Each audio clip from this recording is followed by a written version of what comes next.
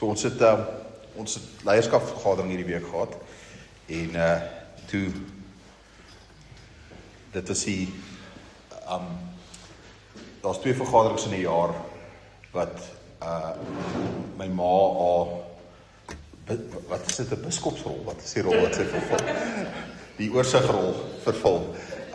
En waar sy dit wat die Here vir haar sê inspreek in dit wat die Here vir ons vra om te doen. En dit was nogals vir my spesiaal gewees. En dit was lekker om te hoor dat dit wat die Here in ons inspreek en eintlik so vandag se boodskap en ek dink vir die volgende 6 maande gaan ons dit begin uitspeel en vir 'n Heilige Gees vra om die rigting in dit wat hy vir haar gewys het aan ons te openbaar, sodat ons as gemeenskap kan groei daaruit. En dat ons die rol en die funksie wat die Here ons tot geroep het, kan inneem. So, vandag gaan ons bietjie praat oor die beginsel van ek weet nie wat die Afrikaans hier, die Engels is generational worship, nee? As een generasie, jy weet, aanbidding oordra na die volgende generasie. En hoe lyk dit? Want ek dink as ons begin dink oor hoe God praat van aanbidding, en dan hoe God na homself te verwys het in die Ou Testament, het hy gereeld homself geïdentifiseer, maar ek is die God van Abraham en van Isak en van Jakob.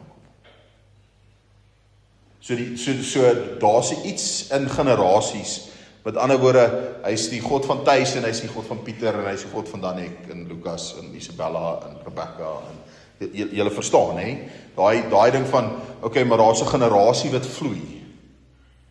Met ander woorde, daar's iets wat oorgedra word van die een generasie na die ander generasie. En hoe lyk dit in Bybelse terme? Hoe lyk dit dat ons iets meer oordra as 'n boedel? Want ek dink vir meeste mense is die gedagte om 'n lekker fris boedel oor te dra. Dit is iets, né? Maar ek dink as God daarna kyk, dan dink hy, okay. Ja. Dis ook goed. Ja, dit is ook iets. So kos praat 'n bietjie daaroor en ek wil julle met saam dink en saam bid en saam praat, né? Dat ons by hierdie plek begin van, okay, maar wat is dit wat die Here wil vestig in ons midde? En hoe lyk dit as ons sê, ons aanbid vandag, nie net vir wat ek hierdie week of môre of hierdie maand of hierdie seisoen of hierdie jaar of hierdie volgende 10 jaar nodig het nie. Ek begin my aanbidding rig tot die generasies wat God in deur my tot stand wil bring. So dis nogals 'n ander intensie, nê? Nee, dis 'n ander hoek om te sê, okay, maar my aanbidding is baie meer as net ek wat vandag na die Here toe kom en sê, Here, dankie vir my daaglikse brood. Nee, want dis ook wat ons doen. Jy weet, so daar's aspekte tot dit, nee, ons sê dankie vir vandag, en ons sê dankie vir hierdie week, en ons sê dankie vir die seisoen, en ons sê dankie vir die jaar, en ons sê ook dankie vir dit wat die Here deur ons wil doen, wat verder is as ons. So kom ons begin by Psalm 87 en jy weet, dit is nou iets wat hulle seker sou gesing het, nee, of 'n gedig wat hulle sou opgevoer het, maar daar staan in vers 1, my volk, luister na my onderrig, spit julle ore vir die woorde uit my mond. Ek gaan my mond oopmaak vir 'n spreek, ek gaan 'n raaisel uit die verlede van voorhaal. Wat ons gehoor het en weet, wat ons voorouers ons vertel het, mag ons nie vir ons kinders wegsteek nie. Aan die volgende geslag sal ons die roemryke dade van die Here vertel, en sy mag en die wonders wat hy gedoen het. Hy het 'n bepaling neergelê in Jakob, 'n wet vasgestel in Israel. Wat hy vir ons voorouers beveel het, moet aan hulle kinders bekend gemaak word, sodat die volgende geslag dit sal weet. Die kinders wat nog gebore moet word, sal opstaan en dit aan hulle kinders vertel, sodat hulle weer hulle vertroue in God kan stel, God se dade nie vergeet nie, en kan hou by sy bevele. Nou, ek meen, die intensie van die skrywer is duidelik, nee. daar's 'n intensie om te sê, okay, maar God werk deur geslagte. God werk nie net in vandag nie. En dit wat hy vandag in jou doen, as God daarna kyk, dan kyk hy na vandag en hy kyk na die vrug van vandag, maar hy kyk ook na die vrug van oor 100 jaar. Nou kan jy vir my sê, ja, maar die Here gaan September kom en dis moontlik, nê? En dis fantasties as hy September kom. Ons sien uit na daai dag, nê? Maar ek moet leef vandag asof die Here oor 100 jaar gaan kom eers, of oor 1000 jaar eers gaan kom. Ek kan nie ophou leef nie. So ons kan nie ophou generasie dink en ophou dink aan wat is dit wat die Here van ons vra om te doen nie. Eksodus 3:6 staan daar, en die God van jou vader, die God van Abraham, die God van Isak en die God van Jakob. So God werk deur geslagte, nê? God openbaar homself as God van Abraham, Isak en Jakob. Hy wys vir ons hier dat sy perspektief is nie beperk tot jou leeftyd nie. Sy perspektief is nie beperk tot dit wat jy in jou leeftyd tot stand kan bring. Abraham het 'n belofte ontvang, wat hy nooit in sy eie oë, sy fisiese oë kon sien tot stand kom. En dis die moeilike ding vir ons, omdat ons beperk is in lineêre tyd, nê? En God spreek, dan dink ons, okay, maar dis net vir nou. Maar wat van as die Here jou geroep het om iets tot stand te bring, wat die volgende geslag die vermoë gee om van hom af te ontvang? Wat die volgende slag die vermoë gee om sy stem te hoor? Wat van dit wat die Here vir jou gevra het om in jou hart tot stand te bring, wat vir jou kinders se kinders die geleentheid gaan gee om te hoor wat sy Heilige Gees en om te beweeg?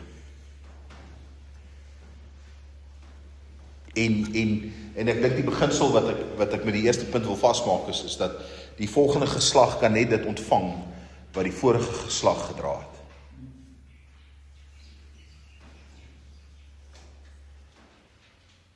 Ek kan nie vir jou iets gee wat ek nie het nie. Hoe verduidelik jy vir 'n blinde hoe lyk 'n roos? En dan sê dis 'n blom, okay? En dan kan ons nou sê probeer dink, nê? Hoe verduidelik jy vir iemand wat nog nooit 'n roos gesien het nie, hoe mooi is 'n roos? Hulle sê dis een van die mooiste blomme wat jy ooit met jou oë sal sien. Hulle kan nie sien nie, nê? Dis okay, maar die blare vou om mekaar. Hoe vou hulle om mekaar? Hulle is so gepak in 'n patroon, nê? Hoe begin jy, nê? En dan as jy ek het al 'n paar ure daarin spandeer om te dink, hoe verduidelik jy vir iemand iets wat nog nooit iets gesien het? En dit raak reg kompleks, want hoe meer ek daaroor dink aan hoe kan ek dit artikuleer dat iemand sal sien wat ek sal in hulle geestesoog kan sien wat ek sê, hoe meer kom ek agter, maar ek kan nie. Ek kan dit nie doen nie, daar kan iemand anders dit doen, nê? Maar dan kan jy nou na poesie toe gaan en dan kan jy abstrakt begin skryf en sê die emosie wat die roos, nê, bring. Ons probeer dit kommunikeer, maar dit werk ook nie. Dis ook nie genoeg. So ons moet ophou dink om nou gesentreerd te leef, nê? Maar ons moet koninkryk gesentreerd leef binne in die generasies wat die Here aan ons openbaar. So die vraag is nie net wat kan God in my lewe doen nie, nê? Die vraag is liewerster, wat kan God deur my doen wat groter is as ek? Want jy kan geld los, nê? Maar geld kom en gaan, nê? Ons almal het dit al beleef. Eendag het jy baie en die volgende dag het jy min, nê? Een jaar is te veel en 'n ander jaar is te min. En 'n ander jaar is genoeg, nê? Ons almal het dit al beleef. So geld kom en gaan, nê? So jy kan geld vir iemand gee, maar dis nie iets wat kan oordra. Ek meen geld vloei, nê? So elke pa en elke ma, elke leier, elke ouma, elke oupa, elke geestelike volwassene ons moet onsself hierdie vrae begin vra is wat bou ek vandag in die gees, nê? Wat iemand anderster môre kan vat en mee loop? Wat is dit wat ek besig is om plek te sit? En die tweede punt wat ek wil maak is dat dit wat ons ontvang, is nie net vir ons. Die uitdaging met aanbidding is aanbidding is nogals persoonlik. Weet nie vir my. Ek dink vir ons almal eintlik, want jy deel jou hart met die Here, En dit wat ons in aanbidding ontvang, omdat dit persoonlik is van aard, is dit nie iets wat ons deel nie noodwendig daai vlak van intimiteit met mekaar of met iemand anders nie. Maar dit wat ek ontvang is nie net vir my nie. In 2 Timoteus 2 vers 2 staan en wat jy van my gehoor het, vertrou dit toe aan die getroue mense wat bekwaam sal wees, om dit ook vir ander te leer. Hier sê Paulus vir Timoteus, dit wat jy van my afgehoor het, ek het dit weer van die Here afgehoor. Dit wat ek van die Here afgehoor het, gee ek weer vir jou, en dan jy moet dit vat wat ek vir jou gegee het, en jy moet dit vir bekwame mense weer oorgee, sodat hulle dit weer kan oordra. Met ander woorde, ons het hierdie gedagte of hierdie behoefte, dat ons met 'n ekstraordinêre insig en kennis moet kom, sodat iemand sal hoor. Die evangelie is ekstraordinêr genoeg op sy eie. Ek hoef dit nie oor uit te dink nie. So Paulus het vir Timoteus gesê, Timoteus het vir getroue mense gesê, en daai getroue mense sê weer vir ander mense. Maar in die konteks van hoe die Here werk, hy is die God van Abraham en Isak en Jakob, hy is die God van Gert en MG en G, of Jaco en sy seun, of wat ook al, hy is die God van jou en jou seun en sy kinders, of jou en jou dogter en haar kinders. En hoe lyk dit? Paulus sê nie ons moet vashou in dit wat ons van die Here afkry nie. Hy sê vertrou dit toe. Met ander woorde, dra dit oor. Gee dit vir iemand anders. Dit beteken dat ons geestelik volwasse geestelike volwassenheid wil meet, dan kan ons nie meet aan wat ek weet nie. Ons moet dit meet aan wat het ek oorgedra aan iemand anders. Met ander woorde, dit help nie ek weet iets, maar ek kry dit nie oorgedra nie. Want as jy dink jy weet iets, maar jy het nog nie die vermoë om dit oor te dra nie, dan ken jy dit nog nie ten volle nie. So die las, die toets, die toets van weet, is jy die vermoë en die doel, en die passie, en die hoop, en die dryf, om dit oor te dra. Want as jy weet hoe goed God is, soos, ek gaan ook Gerrit pik, Gerrit het 'n voorbeeld hier, hy het iets ontvang in die hospitaal, meer as 'n baba. Hulle het baie meer as net 'n baba gekry. Hy het 'n openbaring van God af gekry, En omdat hy dit weet, het hy dit vanoggend met ons gedeel. En hy het dit toevertrou aan persone wat hy gevoel het, gaan getrou wees daarmee. Sonder dat ek en hy dit vooraf bespreek het. Dis hoe God werk. God gee vir ons meer, en dan, wanneer ons dit weet, wanneer dit vir ons 'n werklikheid word, dan deel ons dit.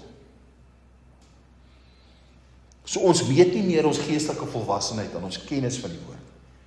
Ons meet ons geestelike volwassenheid aan kry ons dit reg om dit oor te dra, sodat iemand anders dit kan hoor. Want dit help nie ek praat op so 'n manier dat iemand nie hoor wat ek sê nie.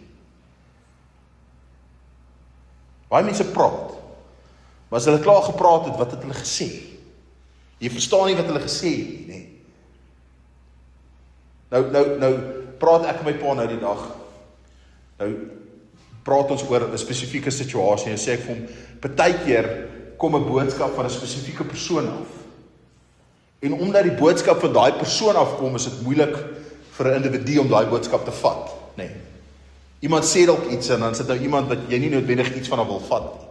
Of die manier hoe hulle dit sê maak dat dit moeilik is om dit te vat, Jy gee nie noodwendig aandag daar nie. Nou vra die Here vir jou, okay, maar vertrou dit toe. So hoe pas ek dit toe?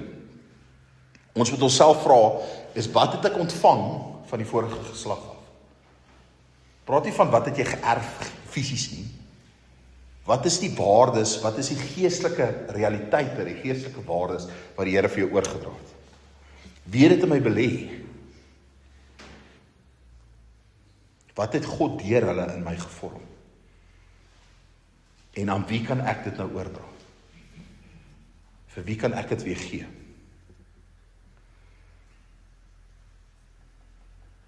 In vers 4 van Psalm 78 staan daar, mag ons nie vir ons kinders wegsteek. Aan die volgende geslag sal ons die roemryke dade van die Here vertel. Met ander woorde, ons sal getuig, nee.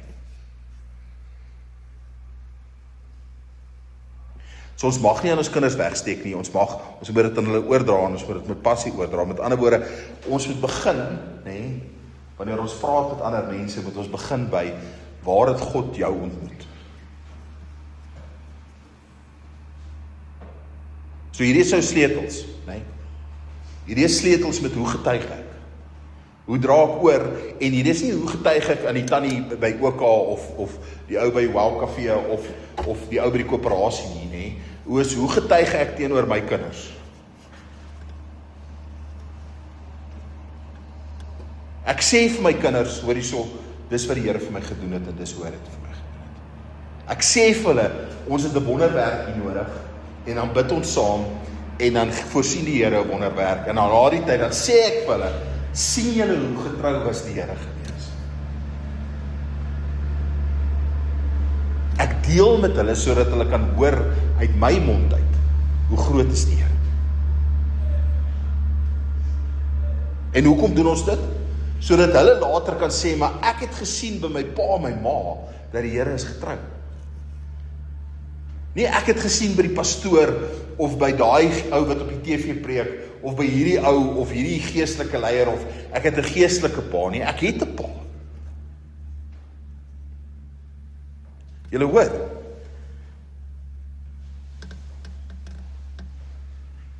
So die volgende geslag, ons het nie net kennis om na die volgende geslag oor te dra nie, ons het 'n getuienis om oor te dra.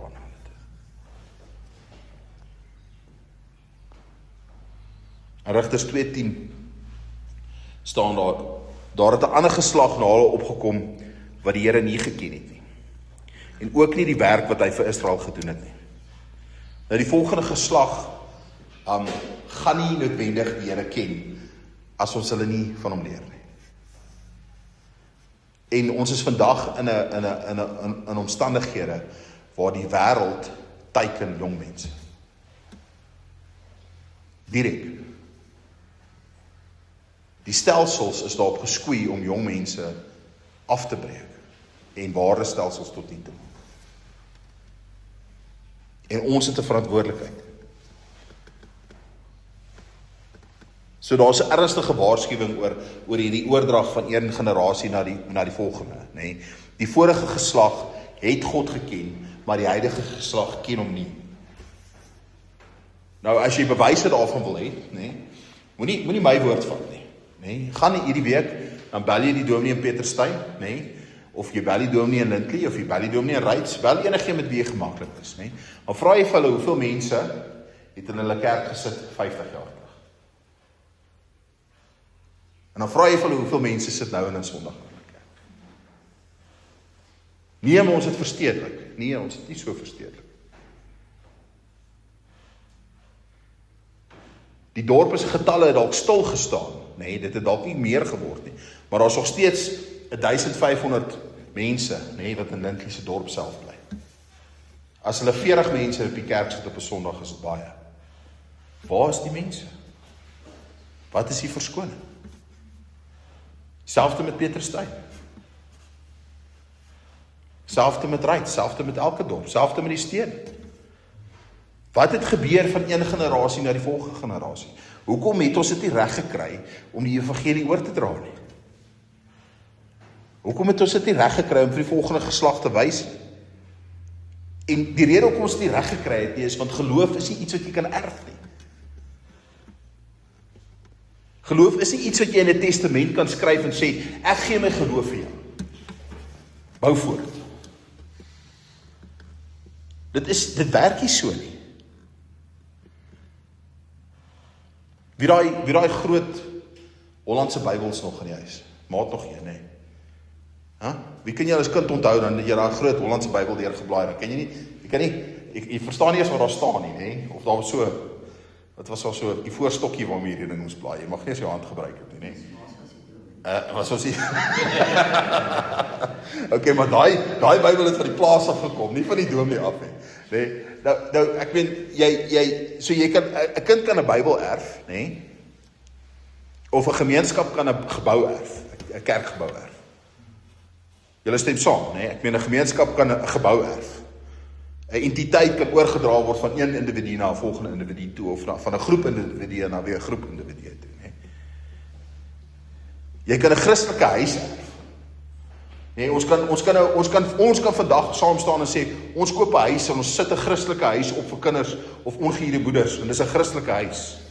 Nee? Hoeveel skole is daar nie wat sê, hulle is Christelike skole, maar daar's geen Christelike waardes meer nie. Okay, so ons kan 'n Christelike, dit kan geërf word, nee? Julle stem saam. Dit kan oorgedra word van een generasie na die volgende generasie toe. Maar op die einde van die dag moet elke persoon self 'n ontmoeting met die Here hê. En daai is die sleutel. Die sleutel is nie wat bou ons nie, die sleutel is hoe bou ons. Bou ons dit wat die Here vir ons gevra het?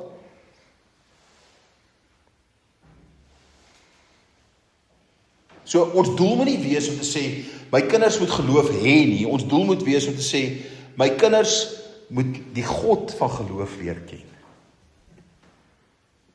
My kinders moet sien dat ek het 'n verhouding met die Here, en omdat ek 'n verhouding met hom het, kan hulle ook 'n verhouding met hom hê. Omdat ek na hom toe hardloop, kan hulle ook na hom toe hardloop.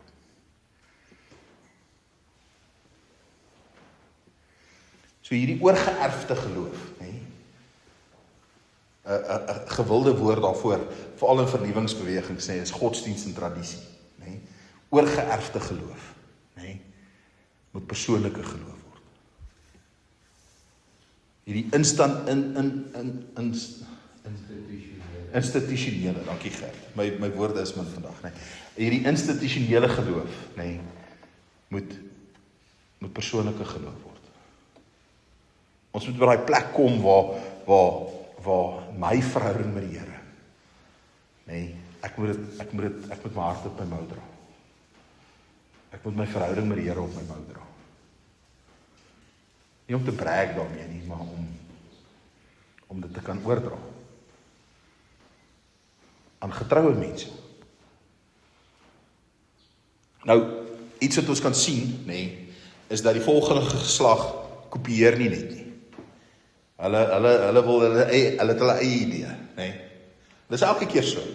Elke geslag, jy kan met mense gaan praat, as jy in 'n groep geselskap is en hulle praat oor jong mense, nee, dan sal hulle altyd sê, hierdie groep is anderster as hierdie groep. Ons verstaan nie hoekom doen hulle hierdie goed wat hulle doen nie. En ons verstaan nie, nee. Ek het vanoggend besef, ek en Darlies is ook seker nou al oud, of ouer, want ek verstaan ook seker goed nie, nee, so nou, ek verstaan nie. Okay, so ek is ook nou al daar, nee, tot minder of 'n meerdere vlak, maar ek is ook al daar. Seker goed dat ek nie verstaan nie, nee. So elke generasie het 'n idee. En elke generasie gaan hulle eie idee vorm. Nou Deuteronomium 6 vers 6 en 7 praat daarvan, en hierdie woorde moet in jou hart wees, en jy moet dit in jou kinders inskerp. Hierdie moet binne in jou hart wees. Met ander woorde, jy let eers op jou hart, nee? Ons is nogals groot om op ander mense se harte te let, nee? Het is maklik om iemand anders se hart aan te spreek, maar jy moet dit in jou hart, dit moet in jou hart wees, en dan moet jy dit in jou kinders se harte inskerp. Jy moet hulle blootstel daaraan. Ons kan nie iets in die volgende geslag vorm, wat nie reeds in onsself gevorm is. So hierdie oordrag van een generasie na die volgende generasie, is nie 'n program nie. Met ander woorde, die manier hoe ons dit gedoen het, nee, die volgende generasie hoef dit nie op daai selfde manier te doen. Hulle kan dit op hulle manier doen, solank die hart dieselfde is. Die hart is die sleutel, nie die manier nie. So ons probeer nie ons kinders leer om presies te wees soos dit ons oupa en ons ouma was nie. Want oupa en ouma het dit reg gekry, so ek het dit gedoen soos wat hulle dit gedoen het en jy gaan dit doen soos wat hulle dit gedoen het. Dis nie dit nie. Ons probeer hulle help om God te ken, om God lief te hê, om hom te vertrou, om hom te gehoorsaam en om dit te ontdek wat hy vir hulle vra om te doen.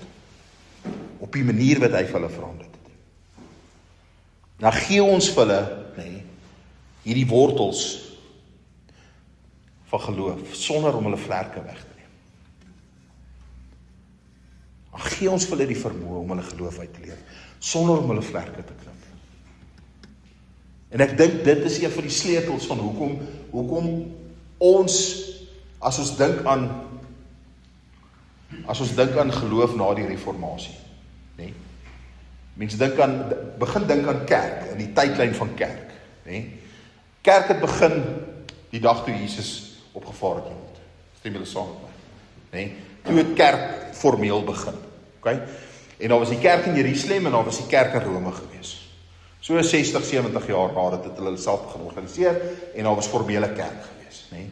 En die kerk in Jerusalem het die ortodokse kerk geword en die kerk in Rome het die Rooms-Katolieke kerk geword. Nee? En daai twee kerke het hulle ding gedoen. En toe was dit in die 1300s of 1400s, wanneer was dit wat Luther gekom het? No? 1500s. 1700s, wat ook al, nee, toe hulle nou ratte kon bou en hulle kon nou goed bou wat kon draai, nee? Met berries en met gries, nee? Toe hulle kon perse maak en hulle kon die woord versprei. Toe kom die reformatie. En van toe af tot nou toe, nee, sukkel ons om eenheid te kry. Ons sukkel om saam in eenheid te aanbid. Want elke keer as 'n groep mense, nee, 'n ander idee het, dan splinter hulle af. 1483. So dis nou vir meer as 500 jaar, nee, wat ons sukkel. En dan hierdie groep sal vir jou sê hoe sleg is daai groep, en hierdie groep sal vir jou sê hoeveel foute maak daai groep, en die almal sal sê vir jou wat het die vorige generasie verkeerd gedoen. En die sleutel is dat ons moet ophou fokus op die foute van die verlede, nee, en ons moet fokus op die wortels van geloof wat God in die vorige generasie geplaas het. En die enigste manier om dit reg te kry is dat ons moet begin fokus op die wortels van geloof wat God binne in ons geplaas het. Want ek kan nou sê, hulle het dit verkeerd gedoen, maar dit gaan nie oor hulle nie, dit gaan oor ons.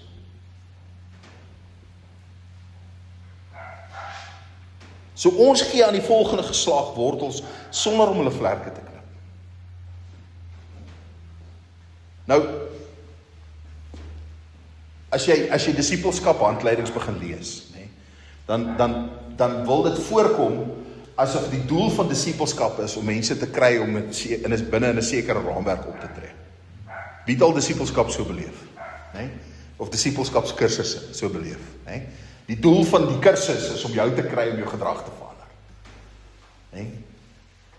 Die doel van disippelskap is nie om jou gedrag te bestuur nie. Die doel van disippelskap is vrystelling. Die doel van disippelskap, nee, nou, dis soos die onderskeid tussen 'n vakman en 'n kunstenaar. 'n Vakman kry 'n opdrag. 'n Kunstenaar het 'n visie. Albei moet bekwam wees in hulle vakgebied, stem julle saam? Albei moet die vermoë hê om iets te kan bou. Maar 'n vakman voer iemand anders se visie uit, nê? En 'n ware disipelmaker is nie 'n vakman nie. 'n Ware disipelmaker is iemand wat vry is. Iemand wat kreatief kan wees. Iemand wat visie het. In Lukas 9:1 en 2 staan daar, en nadat hy die 12 bymekaar geroep het, het hy aan hulle die krag en mag gegee om oor al die duiwels, om siekes te genees, en hy het hulle uitgestuur. Jesus het nie vir altyd hierdie disippels rondom hom gehou nie. Die doel was nie om hulle in te perk nie. Hy het hulle geleer en hy het hulle gevorm en hy het hulle bemagtig en hy het hulle uitgestuur. So die beginsel van geestelike vaderskap of moederskap, nee, is dat onvolwasse leiers hou mense vas. En volwasse leiers berei mense voor om verantwoordelikheid te dra. Volwasse leiers kom by die punt wat ons sê, okay, maar ek kan nie, maar dalk kan Entia. Of dalk kan Erik. Maar ek kan sien wat dit Erik en Entia dalk nodig het. Ek kan 'n wortel sien wat kan bydra tot die vrug wat hulle moet dra. En dan deponeer ek daai wortel in hulle in. En dan vertrou ek die Here dat hy sal daai wortel laat groei. En hy sal dit laat vrug dra. Want dis syne, dis nie myne nie. So ons is nie onvolwasse in ons geestelikheid nie. Ons wil nie mense afhanklik maak van ons nie. Ons wil hulle onafhanklik hê. Ons berei hulle voor om God te dien wanneer ons nie meer daar is nie. Nou die een generasie is voorstel om die volgende generasie aan te vul. Die God van Abraham, die God van Isak en die God van Jakob. Nou jy kan na Abraham se lewe kyk en jy kan na Isak se lewe kyk en jy kan na Jakob se lewe kyk, nê? En dan kan jy foute vind in hulle almal se lewens. Jy kan sonde vind by hulle almal. Jy kan diskwalifiserende sonde vind by hulle almal.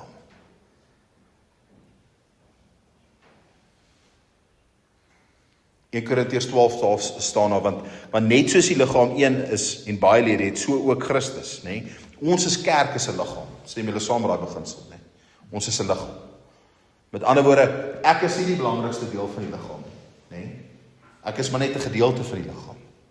En net so as Jan of Gert of wie ook al my ma wat in die leierskap is, nie een van ons is die belangrikste deel van die liggaam nie. Ons almal is deel van die liggaam. As dit nie vir julle is nie, met wie het ek gepraat vandag?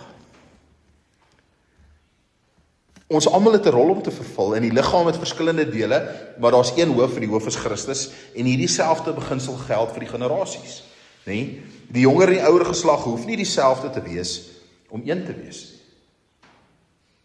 Ons hoef nie dieselfde te dink oor goed om eenheid te hê nie, want die eenheid lê nie in ons gedrag nie. So ons is 'n geslag wat ouer besig is om te word, nê. Ons moet wysheid en ervaring en perspektief en volharding bring. En die jonger geslag moet energie en moed en visie en nuwe moontlikhede na vore toe bring.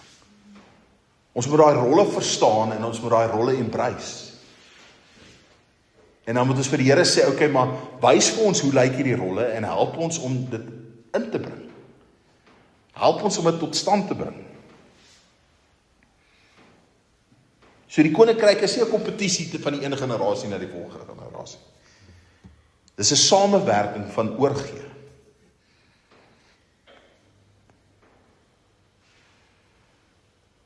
Nou eenheid is nie eenvormigheid. En ek dink vir ons is, veral vir Afrikaners is dit nogals moeilik, nê. Ons hou van eenvormigheid, nê. Ons hou daarvan as goedjies inpas in 'n prentjie en in 'n boksie. En ons wil hê dit moet op 'n sekere manier wees. En jy kan nou maar net gaan kyk en met iemand in 'n meer tradisionele geestelike omgewing gaan praat, nê. Die liturgie en die manier hoe kerk gehou word, daai ritme, die feit dat dit dieselfde is vir hulle belangrik. En dis nie verkeerd nie. Dis maklik om dit af te maak. Dis nie verkeerd nie. Die manier is nie die punt nie, dis die hart wat die punt is. Dis maklik om vir ons te sê ons het 'n ander manier en omdat ons 'n ander manier het is dit beter. Manier is nie die punt nie. So eenheid is nie eenvormigheid nie. Efesiërs 4 vers 3 tot 6, nê? En julle te beywer om die eenheid van die gees te bewaar deur die band van vrede. Dit is een liggaam en een gees, nê? Ons hoef nie dieselfde te lyk om een te wees nie. Ons kan verskil oor musiek en ons kan verskil oor styl en ons kan verskil oor hoe ons tegnologie gebruik of nie. Ons kan verskil oor hoe ons bedien, nê? Ons kan verskil oor hoe ons geloof uitdruk. Ons kan verskil oor al hierdie goed, nê? Maar ons kan nog steeds een wees. Hoekom? Want Christus is met ons almal. So eenheid word bepaal deur wie die middelpunt is. Eenheid word nie bepaal deur hoe ons by die middelpunt uitkom nie. So Christus bly die sentrum. En dis van toepassing op generasies, nê? En dis op toepassing tot ons vermoë om in eenheid te leef met die gelowiges rondom ons. Ons vermoë om te integreer as 'n gemeente in die breër gemeenskap. Deuteronomium 31:12 en 13 staan daar, laat die volk mekaar kom, die manne en die vroue en die kinders, dat hulle kan hoor en leer hoe om die Here julle God te vrees. Die manne en die vroue en die kinders. So ons moet mekaar sien lewe. Met ander woorde, 'n kind wat 'n bietjie onstuimig is, Moses wat op die stoel wil klim, of G of Lelani wat ook al daar, of wat ook al, wie se kind ook al, wat bietjie bedrywig is in die diens, is nie 'n bedreiging vir ons. Dis nie 'n diskwalifikasie nie, dis nie 'n rede om hulle nie bloot te stel aan aanbidding nie. Dis nie 'n rede om hulle nie bloot te stel aan hoe kies ons om die Here te soek nie. Dis nie 'n rede vir ons om te sê, okay, maar ons gaan dit nie meer so doen nie. Nou, en ek dink hier is die sleutel, As kinders doen nie wat jy sê nie, hulle doen wat jy doen. So ons kan vir hulle sê wat die waarheid is, maar hulle gaan doen wat ons doen. En ons kan vir hulle sê God is liefde, maar daar nie liefde in jou hart is nie, dan kan ek jou beloof, hulle gaan nie liefde ervaar nie. Jy kan vir hulle sê God is geduldig, maar as jy nie geduldig is dan gaan nie geduld ervaar nie. Ons kan vir hulle sê al hierdie goed. En die rede hoekom ek hierdie goed uitlig, is want ons sit met 'n krisis in ons midde. Ons sit met 'n geestelike krisis in ons omgewing. Mense is afvallig teenoor die gemeenskap van gelowiges. Mense is afvallig teenoor hulle geloof. Mense sal vinnig sê hulle is Christene, maar hulle leef dit nie uit nie. Ons sit met 'n geestelike krisis. Ons is geestelik armoedig. Ons omgewing is geestelik armoedig. En ek oordeel niemand nie, dit is net 'n waarneming wat ek maak. As jy gaan, en jy gaan trek monsters van 'n land, Gert, en jy gaan trek monsters van 'n land, en jy sien hy kort kalk, wat gaan jy doen? Okay. So in die vlees is dit maklik, In die vlees as ons sien daar is 'n tekort, dan spreek ons dit aan, want daar kort iets en ons spreek dit aan. Maar in die gees sien ons daar is 'n tekort en dan is ons te skaam om dit aan te spreek. Want net nou trap ek op iemand se tone. Net nou sê ek iets wat ek nie moet sê nie. Net nou neem hulle aanstoot. En ons moet asseblief tog net nie daai tannie aanstoot gee nie. Of daai oom. Ja. Ons moenie oordeel nie. Dis nie oordeel nie. As nie lewe is, is nie lewe nie. Julle hoor,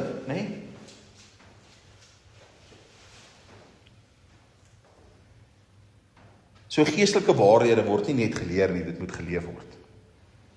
Met ander woorde, die volgende generasie, moet sien hoe bid ons. Hulle moet sien hoe vergewe ons. Ek dink daai is 'n groot een. Hulle moet sien hoe vergewe ons. Met ander woorde, hulle sien die offense en hulle sien die restaurasie. Hulle moet sien hoe dien ons. Hulle moet sien hoe gee ons. Jy met jou linkerhand en jy weet, verstaan, ek praat nie van roem in jou gee nie. Ek praat van die vrug van gee. Hulle moet sien hoe volhard ons. Ons is gelowig ten spyte van omstandighede, nie as gevolg van omstandighede nie. En hulle moet sien hoe aanbid ons. Hulle moet dit sien met hulle oë.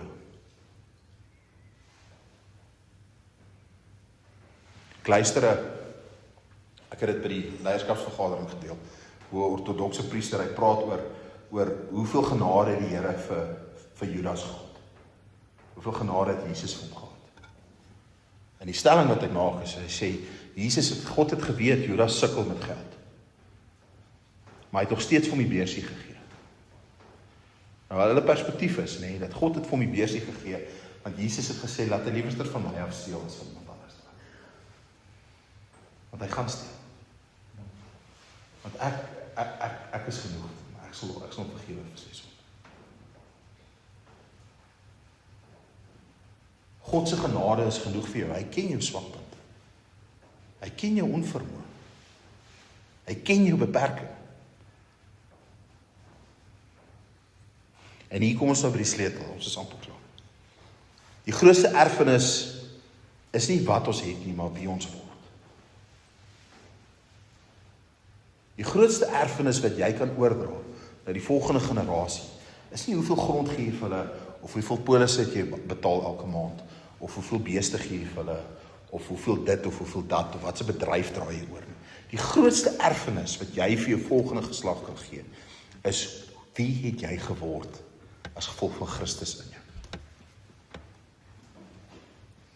Dit is wat die grootste waarde dra. Spreuke 20:7 sê, die regverdige wandel in sy opregtheid. Gelukkig is sy kinders na. Nie die ryke wandel, die regverdige. So die Bybel verbind, die lewe van een geslag na die volgende geslag en geestelike voordeel wat oorgedra word na die volgende geslag. Dis deel van die wet van ek meen God het so sterk gevoel, oor oordrag van een generasie na die volgende generasie, dat hy in die wet laat skryf het, dat 'n familie mag nie dit verloor wat die Here vir hulle gegee het nie. As een generasie 'n fout gemaak het en te veel skuld aangegaan het, het dit teruggekom na 'n tyd. Wat was dit, 50 jaar gewees? 49 jaar. Die 50ste jaar het hulle teruggekry dit wat die Here vir hulle gegee het, die erfenis wat die Here vir hulle gegee het. Dit is so sterk die Here voel oor geestelike erfenis. Dit wat God vir jou gee, kan 'n mens nie van jou wegvat nie. Al maak jy 'n fout, al maak jou voorouers 'n fout, God herstel dit. So ons dink die hele tyd aan erf in terme van wat kan ek agterlaat, Maar die woord vra van ons is, wat is daar wat die Here in my lewe gevorm het, wat ander mense kan vorm?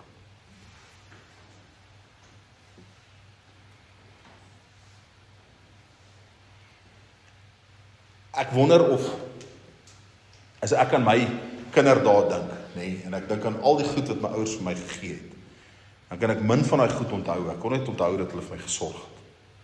Ek kan hier en daar 'n% onthou wat uitgestaan het. Weet nie, dalk vir julle is dit anders, maar vir myself, My pa het een keer vir my 'n spesiale fiets laat opmaak, wat vir my gepas het. Ek kan dit onthou, maar ander goed kan ek nie regtig onthou. En 'n Lego stel wat ek een keer gekry het. Ek kan dit onthou, maar die ander goed kan ek nie regtig onthou nie. Ek weet vir julle nie, maar ek meen, daar's nie hierdie spesifieke goed van goed wat waarde toegevoeg het. Van 'n item of 'n ervaring, dit gaan meer oor die hart van die ervaring as die fisiese ervaring, Julle stem saam. So ek dink nie die volgende geslag onthou noodwendig wat het ons vir hulle gegee nie, fisies nie. Want die ding van gee is, as ek hierdie foon vir Dorette gee, omdat ek sy gegee het, is dit nie meer myne nie. Dit is weg vandag, Ek het nie meer seggenskap oor die ding. Ek kan nie meer sê wat met hom moet gebeur of nie met hom moet gebeur. Ek het nie meer die reg om seggenskap oor hom uit te oefen nie. Dis nie meer myne nie. Maar ek dink iets wat vir ewig onthou sal word, en die skrif vertel ons daarvan. Hoeveel tyd is in die skrif spandeer aan hoe ryk Abraham was, of hoe ryk Job was? Job is 'n mooi voorbeeld, Hoeveel tyd is daar spandeer aan hoe ryk hy was, en hoeveel tyd is daar spandeer om hom sy hart te openbaar? Hoeveel tyd is daar spandeer om vir ons te demonstreer wat in Job se hart aangegaan het teenoor hoeveel geld hy gehad het? Wat het hy gehad om vir die volgende generasie te gee? Want dit waar die waarde lê, is nie by die geld nie. Met ander woorde, hoe ek God vertrou, hoe ek die mense rondom my hanteer en lief het, Hoe ek gereageer het toe dinge verkeerd geloop het. Hoe ek geleef het toe niemand gekyk het nie. Dis die grootste nalatenskap. Is nie wat ek vir die volgende geslag kan gee nie, want die oomblik as dit gegee het, is dit nie meer myne nie. Maar dit wat God deur my in hulle gevorm het, want dit gaan vir ewig leef. Al wat vir ewig leef, is dit wat jy as gelowige saamvat. Dis al wat vir ewig leef. So die doel is nie bullet oordrag nie, maar is transformasie.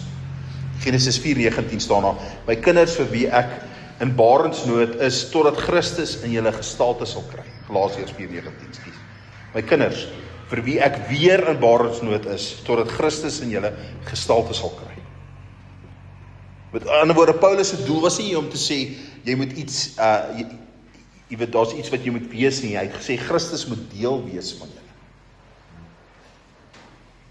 Nie ken die Bybel nie, laat die woord jou vorm. Nie ken die liedjies nie, word 'n aanbidder. Daai ding wat Dorette al gedeel het van die aanbiddingsleier, wat die stelling maak, toe iemand hom vra oor sy roeping. Hulle vra vir hom, wanneer het jy geweet dat om aanbidding te lei is jou roeping? Sê, dis nie my roeping nie, dis 'n taak wat ek vervul. Want as ek môre my arm verloor, kan ek nie meer aanbidding lei nie, dan het ek my roeping gemis. My om te preek, is nie my roeping nie. My roeping is om 'n verhouding met die Here te hê. Ek is geroep tot hom. Die feit dat ek die voorreg het om my verhouding met die Here met julle te deel, is deel van my verhouding met hom. Hy het nou vir my gevra om dit op hierdie manier uit te leef. Hoe het hy vir jou gevra om dit uit te leef? Hoe het hy vir jou gewys? So Psalm 145 vers 4. Die een geslag prys die werke by die ander en die verkondig u magtige dade. Met ander woorde, daar's 'n ketting, Die een ontvang, ek ontvang wat God vir my gegee het deur die vorige geslag, as gevolg van 'n ontmoeting wat die vorige geslag met hom gehad het. Ek kan slegs ontvang as gevolg van 'n ontmoeting. Okay, so een generasie ontvang omdat jy 'n ontmoeting gehad het. Gerrit het 'n ontmoeting met die Here gehad en daarom kon ons ontvang vanoggend. Julle stem saam, Okay? En dan as gevolg van daai ontmoeting wat gedeel word daar gevorm. Tot 'n minder of 'n meerdere mate. Jy kan nou vat dit wat Gerrit gedeel het en jy kan dit deel maak van jou mondering of jy kan nie. Dis jou keuse. Jy kan toelaat dat die woord jou vorm. En wanneer dit jou vorm, verander die Here jou karakter en hy verander jou lewe en dan begin jy dit dra. Jy dra hierdie nuwe vorm. En dan wanneer jy dit dra, kan jy dit oordra. Met ander woorde, jy kan gee dit wat jy het. En dan wanneer jy dit oorgedra het, dan is dit weer los van jou af, dan is dit weer vir die volgende ou om hierdie ketting te voltooi. Dan is dit weer vir die volgende ou om te gaan na uit ontvang en daar moet 'n ontmoeting wees en dan word hy gevorm en dan as hy gevorm word dan dra hy en as hy gedra dan kan hy oordra en dan moet hy dit weer los. En dis hoe ons moet leef.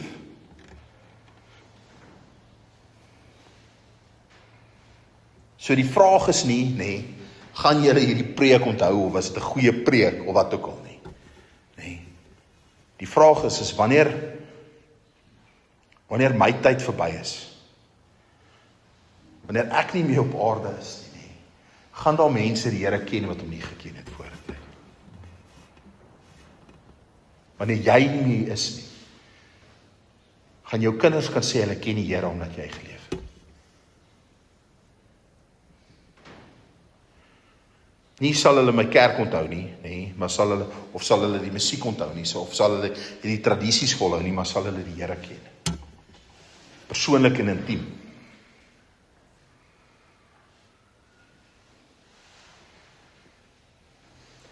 Psalm 78, vers 6 en 7, staan daar dat die volgende geslag dit sal ken, sodat hulle hoop op God kan stel en die werke van ons God nie kan vergeet nie, maar sy gebooie bewaar. Ekskuus as dit swaar is vandag, nee. Ekskuus as dit so swaar voel. Maar hier is regtig iets wat swaar op my hart lê. Ons het regtig in 'n tydperk inbeweeg waar ons kultuur, nee, ons manier het afvallig geraak. Ek praat nie van ons as gemeente nie, ek praat van ons as 'n groter gemeenskap. Nee, die gemeenskap waarin ons onsself bevind het afvallig geraak in terme van ons geloof. En ons het 'n verantwoordelikheid, ons as gemeenskap het 'n verantwoordelikheid.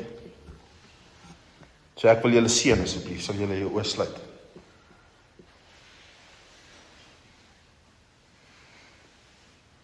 Ek seën julle in die naam van die Vader en van die Seun en van die Heilige Gees. Mag die oë van jou verstand verlig wees, sodat jy kan sien watter erfenis God in jou en deur jou gevestig het.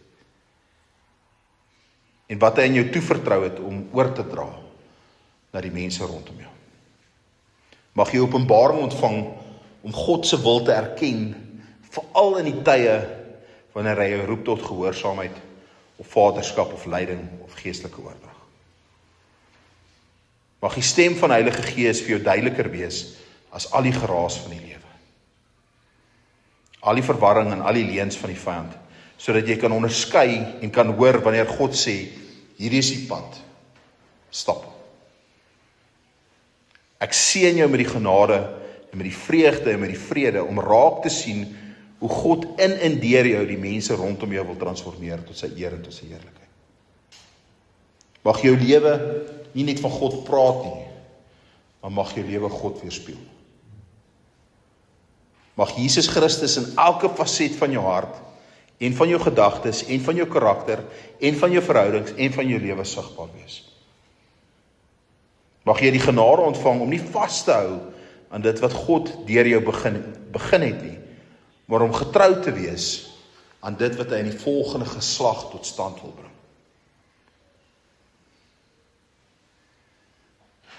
Mag daar deur jou lewe 'n geestelike erfenis gevestig word, wat verder sal dra